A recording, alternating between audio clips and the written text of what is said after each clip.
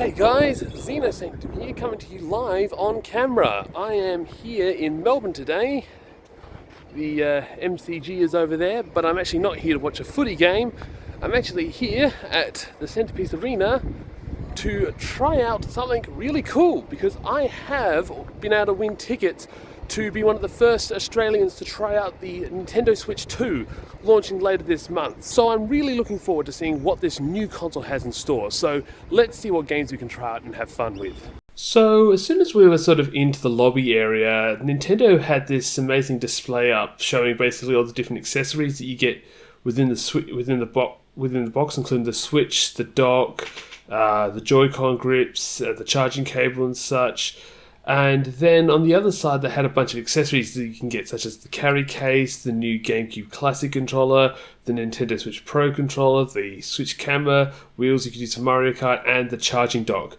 They also had a Switch unit that you could actually play around with, so just unhook the Joy-Cons and stuff you can see sort of just on the right. But then we were obviously led into an area where we were given the opportunity to try out Mario Kart World. Obviously, this is going to be a launch title for the Switch, so obviously there's a lot of interest in this game. So basically, they paired us up. So I was paired up with this woman who I've forgotten the name of, sorry. So we just basically played a map of Mario Kart together on the TV for a bit. So if you want to know my initial opinions on Mario Kart World, so it's basically very similar to Mario Kart 8. I obviously didn't get enough chance to really play thoroughly with it to get a feeling for the difference. But in general, it definitely, it's not drastically different. Obviously, there's the new rail grinding mechanics, which as you might see me on the left there. I wasn't actually very good at getting the rail grinding. In fact, I didn't do pretty well in the races either. I'm pretty sure I lost all my races to my partner, after she, told me that she wasn't very good at the game, but apparently then she told me afterwards that her brother was really good at the game and she was probably just getting a bad experience. But regardless of that, I still had a lot of fun with it. I tried playing around with a few of the characters. So as you can see here, they got us to play with it in tabletop mode. So once the Mario Kart demo was done, they led us into the main hall where we could try out a whole bunch of different games. They obviously had different games set up in different areas. And of course, the first game I had to rush to try out was Metroid Prime 4. Obviously, I am a big fan of the Metroid Prime series. I've played the trilogy. I've even played the DS one and 3DS one. So here's me playing Metroid Prime 4. Can I just say, the game's opening cutscene looks super sick, and I was really excited to give this game a try out. Obviously, I'm not sure if it's super clear at the moment, but I am trying out the new mouse controls. So if you can see on my right hand, I've actually got the controller down on the table. They have these sort of like giant mouse pads you can sort of see in grey that you can basically use to angle your controller around. And I kind of got so used to using this that I didn't really actually try out the more classic controls. So they also have the classic first-person shooter controls where you use the C-stick to angle the camera. But no, I was actually kind of enjoying turning this into a point-and-click adventure game.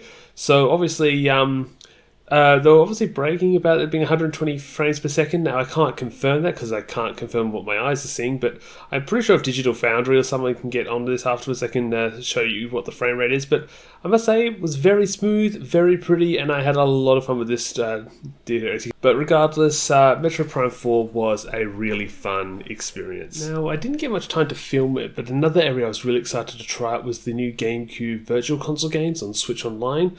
Obviously, you can see they had 4 selections. Wind Waker was the only real single-player game, the others being F-Zero, Mario Strikers, and Soul Calibur multiplayer games. So I did play a bit of multiplayer with the staff and had a lot of fun. Hadn't really played Soul Calibur much, but shortly after that I tried out the new Switch Lab game. I forget the name of this game, partly because I really don't actually have much interest in it. Basically, it's meant to be a game to sort of show off the Switch features. Again, you can sort of see me experiment around here, and then there's also another game where you sort of play around with the mouse controls. I will admit, it was definitely very funny seeing how much Nintendo was acting like they'd just invented the mouse and no one else had ever seen such a thing before with all the mini games. They're like, look at all these point and click games, this is such a new way to play, as if PC gamers hadn't been doing this for years. But they're still very funny. They also had a bunch of third-party games at the event. Obviously, here's me trying out Street Fighter 6. Now, I might be a bit of a fighting game person, but I'm not the best with Street Fighter, nor have I actually played the game much recently. So you can sort of see me taking on one of the staff members here. I must note that surprisingly, there wasn't actually a huge number of people here. Nintendo obviously been somewhat stingy with the tickets, which to be honest worked out great for me because I hardly had any queues when I was trying out the games here. Very little time was I ever lining up, and when I was lining up, I was always either first or second in the line. So, but the negative of it, when I wasn't actually playing against people, well, I was playing against people. I mean, I wasn't playing against other attendees. I was mostly playing against staff members. So you can see here, I'm sort of holding my own as jury in Street Fighter, but yeah, I'm obviously not doing super well there. But alongside some of the third-party games, one of the big games Nintendo was showing off was the new Donkey Kong game. I'm not a huge Donkey Kong fan myself, but I was obviously interested to try out this game just because it's probably the one that I think Nintendo's advertising the most. In fact, there's like a whole 20 kiosks established to this game, which was kind of funny because there wasn't actually many people over here. It was quite an empty kiosk. I feel like Nintendo might have got their priorities a bit wrong with what they thought was the most interesting game. But I do think this game will be popular. Unfortunately, I don't think it will quite do Mario Odyssey levels. However, you're probably wondering what I think of the game, and to be honest, 3D platformers aren't really my thing, but this game definitely looks very pretty, and obviously its mechanic being able to sort of punch through everything will definitely be very interesting to people who like these sort of games. But as for me, yeah, I had a bit of fun, but this isn't probably a game I'll probably be picking up when the Switch 2 launches. So after I had finished playing the new DK game, I decided to go back to the third-party area and try out the new remake of Bravely Default, as well as Yakuza 0. Unfortunately, I forgot to ask a staff member to record me when playing Yakuza, so you're going to have to just trust me that I play that one. Along with that, I also tried out Zelda Breath of the Wild, the new version coming to Switch, which supposedly has graphic updates and stuff, but can't really say much. Also, you might notice if you see the footage here, I am terrible at this game because I have not played it since the game came out back on the Switch, back when the Switch launched in 2017. But regardless, by this point I'd been at the event for about 2.5 hours, so I was getting a little bit tired and also quite a bit hungry because I didn't have much for breakfast.